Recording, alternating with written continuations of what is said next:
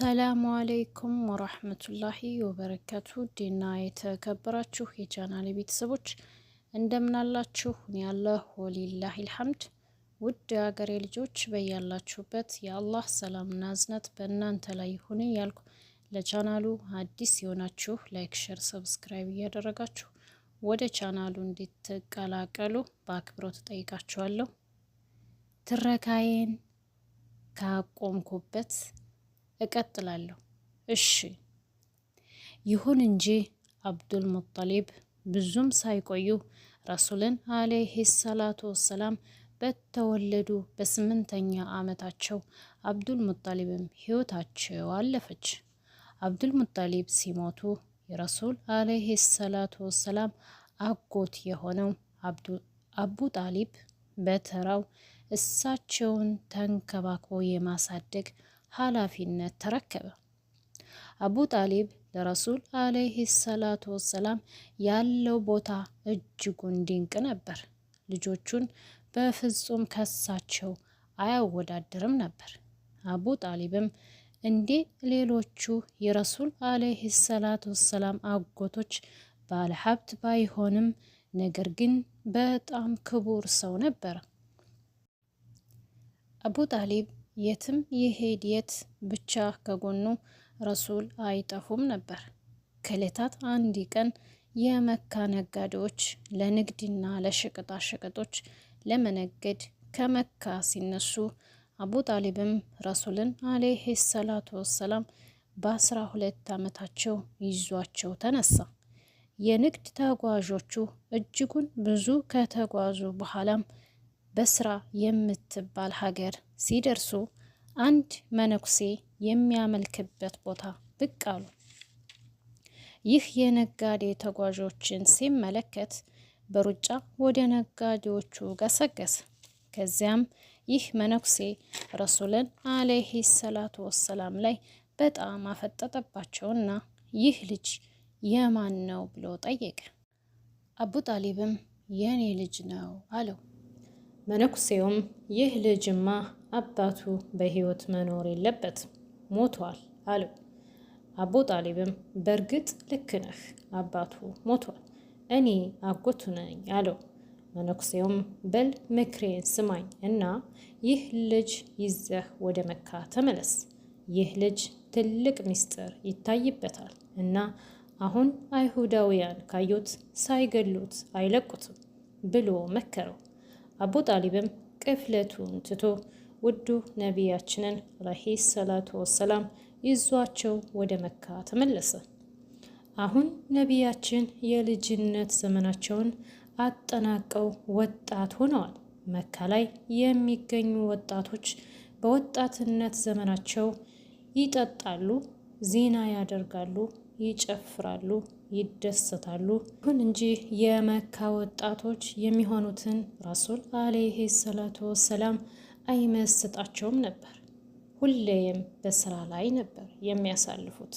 ከዕለታት አንድ ቀን ረሱል አለይሂ ሰላቱ ወሰላም እንደ ማንኛውም ወጣት ከተማ ላይ መጫወት አማራቸውና ከብቶቹን ለባለቤቷቸው አስረክበው መሀል ከተማ ገቡ። ሰዓቱ ጨልሟል። ልክ ከተማ ሲገቡ ድል ያለ ሰርግ ላይ እየተጨፈረ ተመለከቱና ጠጋ ሲሉ አላህ ሱብሓነሁ ወተዓላ ያልታሰበ እንቅልፍ እዛው ለቀቀባቸውና ሌሊቱን እዛው ተኝተው አሳለፉ። አላህ ሱብሓነሁ ወተዓላ እንዲህ እያደረገ የወጣትነት ፈተናዎችን ያሸጋግራቸው ጀመር። ቀናት በቀናት ሳምንት በሳምንታት እየተተኩ ክረምቱን ጠልቆ የበጋው ክፍለ ጊዜ መጣ። በዛ ዘመን አረቦች ይልቅ የንግድ እንቅስቃሴያቸው የሚጦፈው በበጋው ጊዜ ስለነበር አንዳንድ የመካ ተጓዥ ነጋዶች ወደ ሻም ለመሄድ ዝግጅት ጀምረዋል። ከዚያ ነጋዴዎች ውስጥም ኸዲጃ የምትባል በስነ ምግባሯ የምትታወቅና በጣም ሀብታም ከበርቴ ሴት አለችበት። ጉዞ ከመጀመሩ በፊት ግን ይቺ ኸዲጃ ደመወዝ ከፍላው የንግድ ስራዋን የሚያከናውንላት ታማኝ ሰው በማፈላለግ ላይ ነበረች። ብዙም ሳትቆይ ኸዲጃ ስለ ረሱል አለይሂ ሰላቱ ወሰላም ታማኝነት ሰማችና እሳቸው ዘንድ በመሄድ በማናገር የንግድ ስራዋን ሊያከናውሉላት ተስማሙ። ረሱል አለይሂ ሰላቱ ወሰላም ከኸዲጃ በተስማሙት መሰረት የእሷን ንግድ ተገበያይተው ሊመለሱ ከቁሬሽ ነጋዴዎች ጋር የሻም ረጅሙን ጉዞ በጧት መጓዝ ጀምረዋል። ከረሱል አለይሂ ሰላቱ ወሰላም ጎን ለጎን አንድ መይሱራ የሚባል የኸዲጃ አገልጋይ ይራመዳል። ሁሌም ፈተና የሚበዛበት የአረቢያ አሸዋ በእግር እየቆራረጡ በፍጥነት መጓዝ መንገዱን ተያይዘውታል። ከላይ ፀሐይዋ የምትለቀው ንዳድ ከአሸዋው ግለት ጋር ተደምሮ እጅጉን አስቸጋሪ ጉዞ ነበር። ይሁን እንጂ የአየሩ ሁኔታ ችላ በማለት ጉዟቸውን በመቀጠል እጅግ ብዙ መንገድ ካቋረጡ በኋላ አንዲት ዛፎች ያሉባት ቦታ ደረሱ እና ሁሉም እዛ ቦታ ላይ እረፍት ለማድረግ ተሰባሰቡ። ረሱላችን አለይሂ ሰላቱ ወሰላም ከቀያቸው ሰዎች ነጠል በማለት አንዲት ጥላ ስር ሄደው ቁጭ አሉ። ሳሉት እስቲ በመናባችሁ። ሌላው ለእረፍት ተሰብስቦ ሲሳሳቅና ሲጫወት፣ እሳቸው ዝም ብለዋል።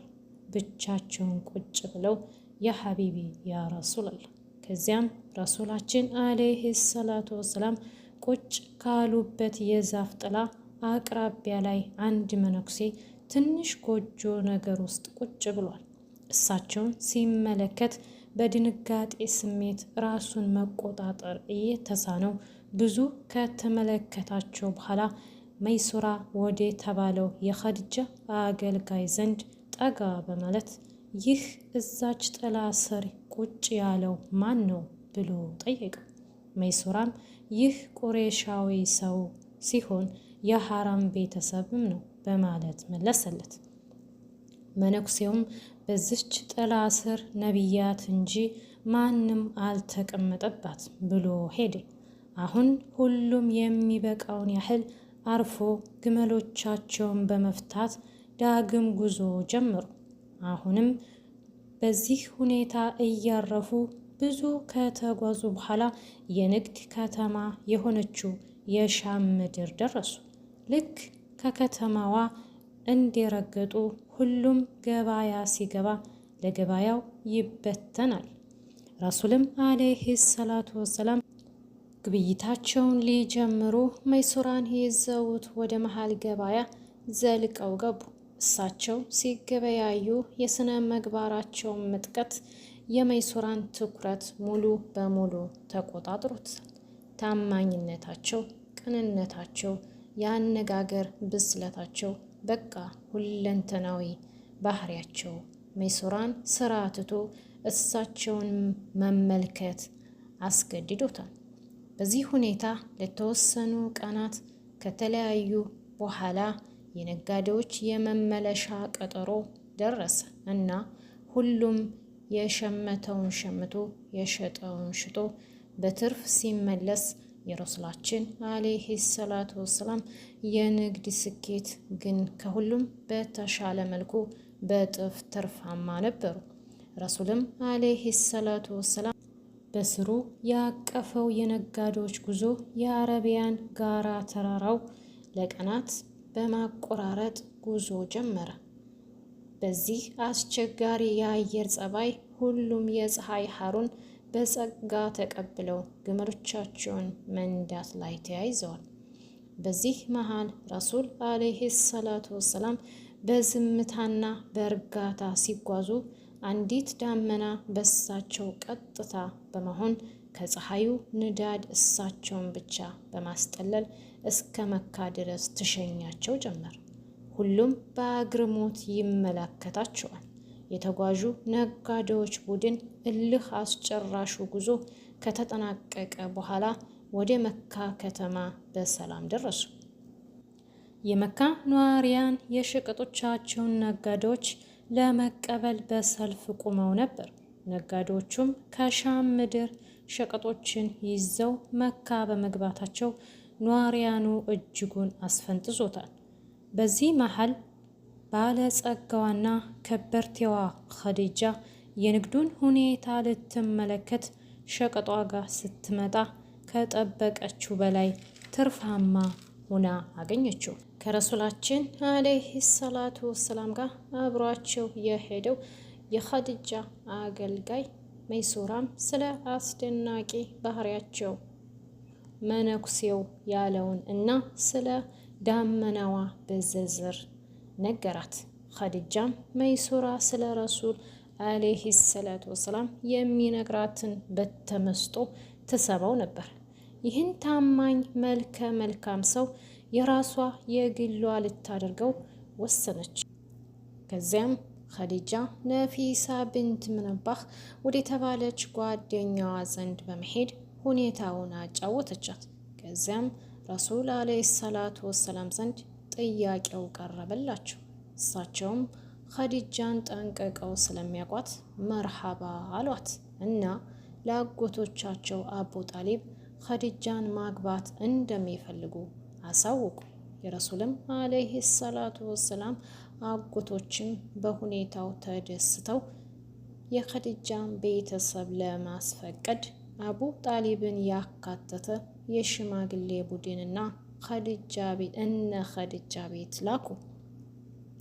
ልክ እቤት ሲገቡም ምንም ሳያወሩ አቡ ጣሊብ የኢብራሂም ዘሮችና የኢስማኤል ልጆች ላደረገን ጌታ ምስጋና ይገባው፣ ለእኛም በዓመት የሚጎበኝ ቤት ስለሰጠንና ላከበረን ጌታ ምስጋና ይገባው፣ እኛም የዛም ቤት የካዕባ አገልጋዮችና የሰዎች ሁሉ ፈራጆች ላረገን ጌታ ምስጋና ይገባው።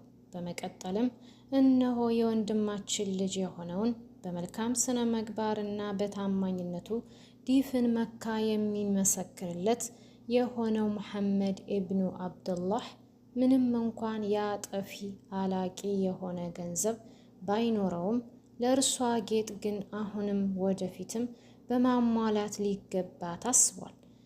ይህ ልጅም ወደፊት ትልቅ ሚስጥርም ይኖረዋል በማለት ሽምግልናውን ጀመሩ።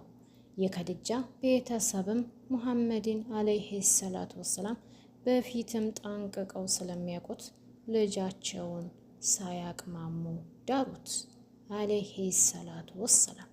ክፍል 3 ቢኢዝኒላሂ ተዓላ ኢንሻአላህ